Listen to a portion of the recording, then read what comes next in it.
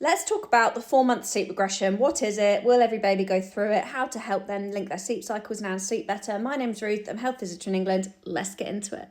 First things first, I have a guide. The link is in my bio. It's £5. The reviews speak for themselves here. It is aimed at babies 4 months plus to support you with their sleep, to support you with getting them down to sleep independently without leaving them cry. The reviews speak for themselves. Let's move on. Now, the 4-month sleep regression is actually a huge progression in the brain. And what happens here is they're now experiencing sleep cycles and they're coming up into light periods of sleep. And this is where we're seeing them wake more frequently, between 45 minutes to an hour, going back down into deep sleep cycles. Actually, this change in the brain helps reduce the risk of sudden infant death syndrome quite dramatically.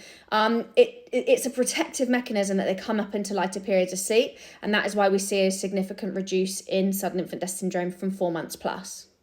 Their sleep has changed now. So when people say to me, how long is the regression going to go on for? This is it. Their sleep has changed. What is also going to impact sleep from now on is further periods of development, daytime sleep, how they fall asleep, etc., etc. Illness, colds, being cold, teething, all of this is going to impact sleep. But predominantly the 4-month sleep regression, their sleep is now light periods of sleep, deep periods of sleep, light periods of sleep, like this. That's how it is now.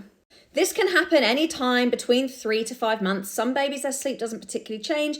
Other babies, we do need to make changes throughout the day, or we don't. If you don't want to, that's absolutely fine as well. If you just want to get on with it, But to change...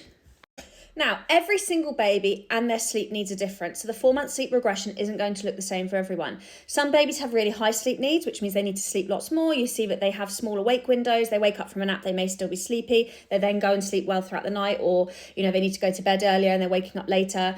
And then we have other babies with low sleep needs who require less overall daytime sleep. Short naps are fine for them. You might see their cat nap more. They can go longer periods in between. Their last nap will start to impact bedtime. They've got very different needs, these babies.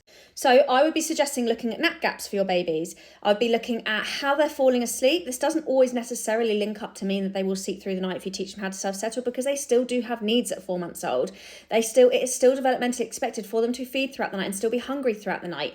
And that's really unrealistic for anyone to give you that advice, that they can tell you how to get your baby to sleep through or expect you not to be feeding your baby through the night. If you have any more questions, please put them in the comments below, or please do take a look at my sleep guides. I've got one that's aimed at 4 months plus and then one that's aimed at 18 months plus.